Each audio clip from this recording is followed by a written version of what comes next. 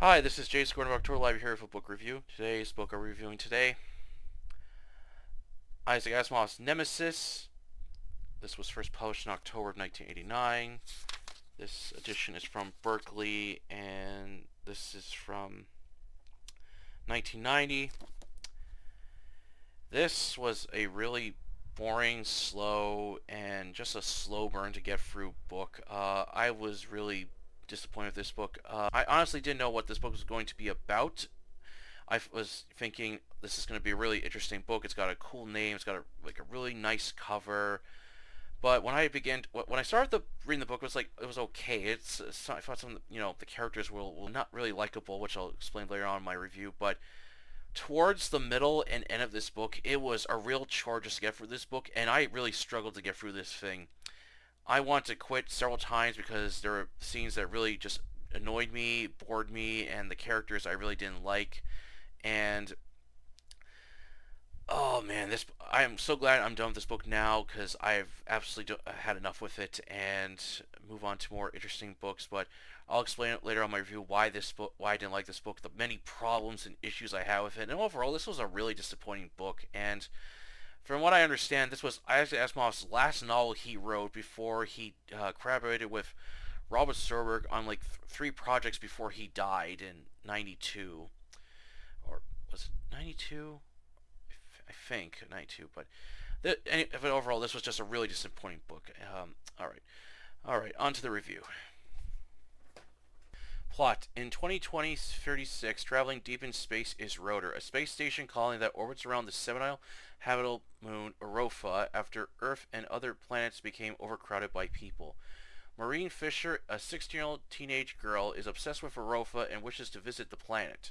However, her friend Orno, who is a year older than Marlene, doesn't believe they'll ever leave Rotor. But Marie tells Orno they'll never return to Earth either, as it's going to be destroyed. Orno is disturbed by this and goes to speak with Dr. Insignia, her mother, and she too is shocked to hear what her daughter believes will happen to Earth. Dr. Insignia goes to speak with Janice Pitt, commissioner of Rotor, telling him that her daughter knows about Nemesis, a red dwarf star that threatens all human life, but Pitt dismisses this, stating there's nothing to worry about. 16 years ago, Dr. Insignia discovered the red dwarf star next to the planet that might be habitable for humans, stating the space station Rotor won't last forever as humans need planets to live on. Pitt is interested in her findings but wants to keep it a secret from other colonies, fearing precious resources will be salvaged up, leaving them nothing. Dr. Insignia believes others will discover this planet, but wants to name this dwarf star Nemesis. During dinner, Dr. Insignia tries to get Marlene to open up why she's spending most of her time alone and obsessed with Europa. Marlene explains she's bored being on Rotor and wants to live on it as other people have settled there. Dr. Insignia tries to reason with her, but Marlene refuses, stating Europa is like Earth. After spending time in the library reading and watching films about the planet her mother came from, Marlene also blames her for leaving their father back on Earth. Marlene's mother reveals why she left her father and how terrible Earth had become: overpopulated, rising crime rates, and food shortages, stating the planet she once knew isn't the place she wanted her daughter to live on. She also asks Marlene to keep Nemesis a secret from everyone after she reveals to her mother how she found out about this star after secretly listening to her research. Later on that day, Dr. Insignia expresses concern to Pitt that Nemesis is moving towards the sun and if impacted could not only destroy the sun but also Earth as well. However, Pitt isn't concerned since it will take 5,000 years for Nemesis to reach it, and by the time it does, he and everyone else on Rotor will be dead. And it is impossible to send a message to Earth as they're very far in space, but Pitt wants Dr. Insignia to continue her research on Nemesis, and if it does become a threat to Earth, he will make sure his successor and others will warn Earth once they have the data to prove it. However, Marlene believes her mother won't get the answer she wants from Rotor. She visits Pitts and blackmails him to send both Dr. Arena and her down to Europa in order for her mother to study Nemesis and for Marine to visit the planet she's been wanting to go to. After leaving the Rotor, a ship takes them to the dome where scientists, engineers, and others both live and work in this dome.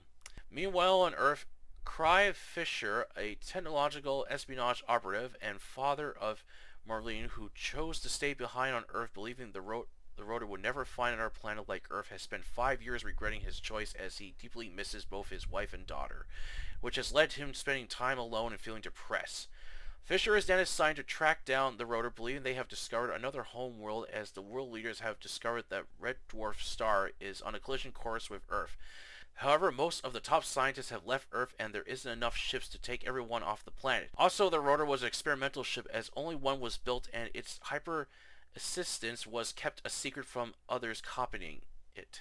Fisher is sent to Adelia Colony to find chief physicist Tessa. It's believed she is the only person who can come up with a theory to unlocking the secrets of traveling faster at the speed of light. Fisher is unsure about accepting this mission, but was chosen as he might get to see his wife and daughter again. After Fisher finds Tessa, she reveals what his mission is and refuses to leave or aid Earth unless he agrees to her price. In return, Fisher has sex with Tessa, convincing her to help the millions of people on Earth. Back on Earth, Tessa begins working on building both a powerful ship able to travel through space along with carrying many people as possible to reach Rotor. But she's highly doubtful that she'll be able to pull it off and doesn't believe nobody will survive the journey on board the Rotor.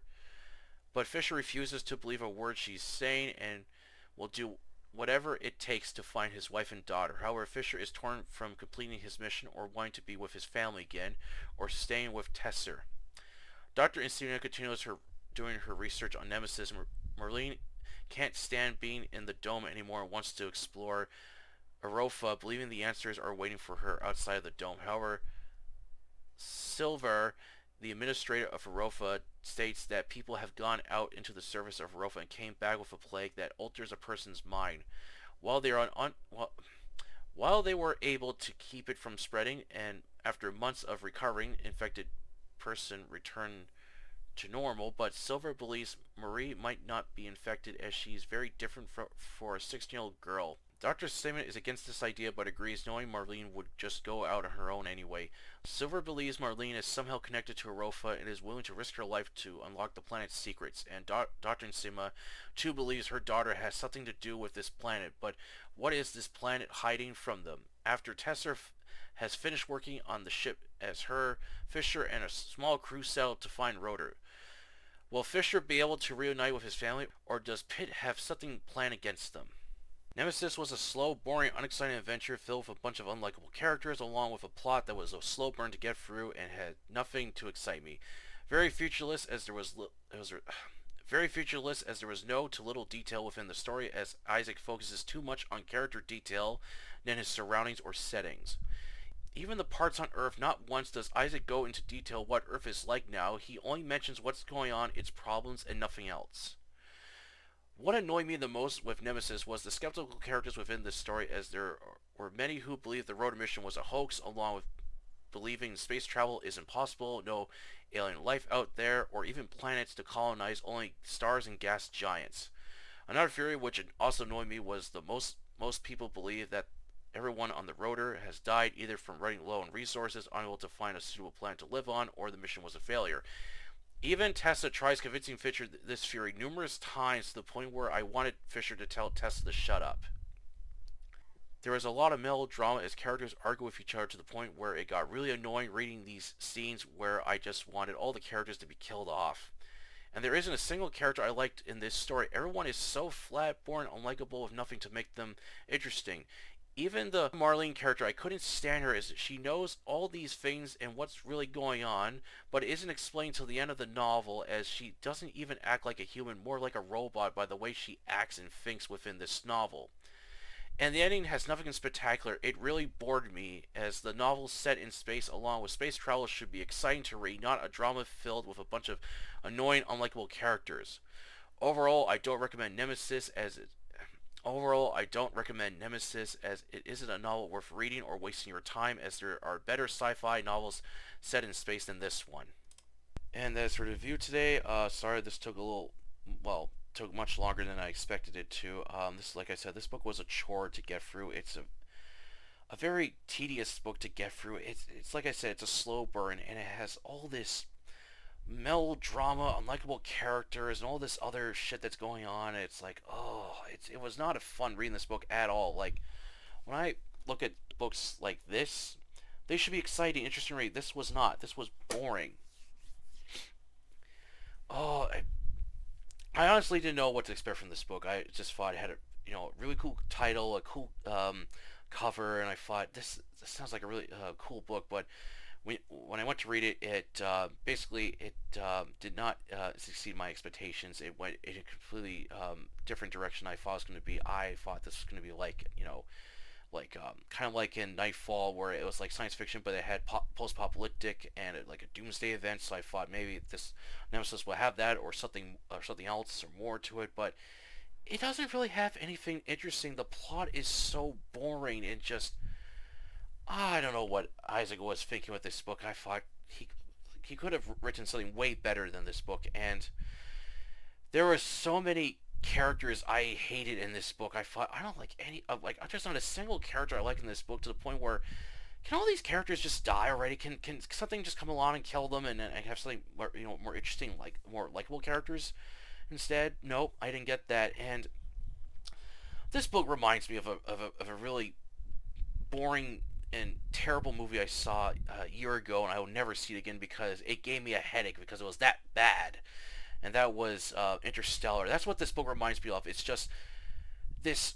Uh, Now, unlike Interstellar, which Nemesis has not too much science like information about space travel and stuff like that. There's not too much of that.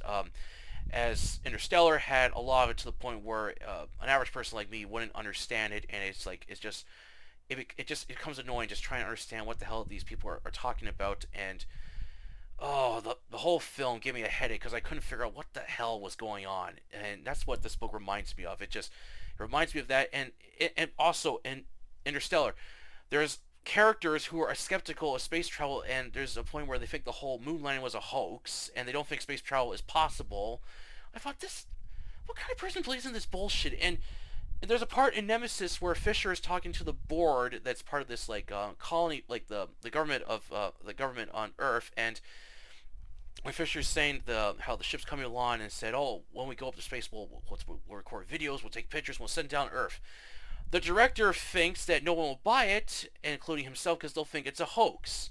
So he said the only way to convince Earth people that space travel is possible is that you have to go to Rotor to get a person from Rotor, the space station, and bring them back to Earth to prove that space travel is possible. I was like, are you fucking kidding me? This is what the character has to do to convince all these people on Earth that space travel is possible? This is bullshit.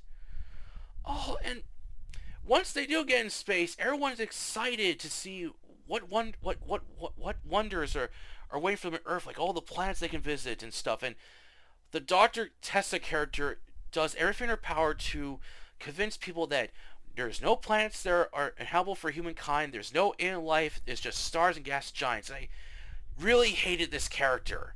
I thought, what about, like in the book, it mentions that Mars and other planets have been colonized. Like, why can't they go visit them? Even Fisher says, let's go visit Mars and say, hey, we're on Mars, and send this back to Earth. No, Fisher just wants to do her mission, and that's it. And even at one point, towards the end of the book, there's a mutiny where the crew is too scared and they want to go back to Earth, and Fisher has to convince them to move on. It was like, this is stupid. And the Marlene character, oh my goodness, she was just the most annoying, boring character of the whole story. She knows what's going on even before she sits on the planet, and she's somehow connected to the planet, and it's not explained till later on in the story. And I really dislike the idea of like highly intelligent bacteria that gives people like increases their intelligence and stuff. This is stupid. So avoid Nemesis. It is not worth reading. It has nothing exciting or anything that will blow your mind. It's just a really boring book, and probably just like a very just disappointing book I've read by Isaac Asimov. I enjoyed Nightfall, but he co-wrote that with Robert Silverberg, and Even though I didn't like the prequel to like the prelude to Foundation, I thought the way it was written was good, and that's in a book I am planning to give another try along with the Foundation series. And I I remember enjoying like I Robot, like that collection of like stories. I remember when I first read that when I was getting to science fiction, I really enjoyed that collection. That was some excellent writing. This, however, was not. So this is not one of Isaac Asimov's best books. All right. That is the review today. Hope you enjoyed it. And for my next book, I was originally going to read something else, but the book I had picked out before was like over 300 pages, and this is like 383 pages. And I thought I am not in the mood to read another 300-page book again, because that is just it. Oh, man, I will say this month has been very stressful to me, so I was doing a lot of stuff going on, and that's why this book review was late. And even trying to finish the book itself was a chore to get through, so I'm not really ready to read a very thick book yet. But after I'm done with this book, I'm going to try to get back into my reading routine of 100 pages a day. That's what I'm going to try to get back into. So for my next book, I will be reading Fight Club. I'm a big fan of this. I'm a big fan of the movie, so I'm definitely looking forward to checking out the book. And it's not a very thick book at all. It's like 208 pages. I'm going to get through this book within like 2 days, and then have a review up on Sunday or Monday, depending on how quickly I get through this book. Hell, I could probably read through the book in one sitting too. So I'll see how much I progress in that book. All right. If you enjoyed this video, please like it, share it, and don't forget to subscribe to October Library, the YouTube channel, and the Facebook group of the same name, a place you post, share, and review fiction. Until then, I'll catch you later.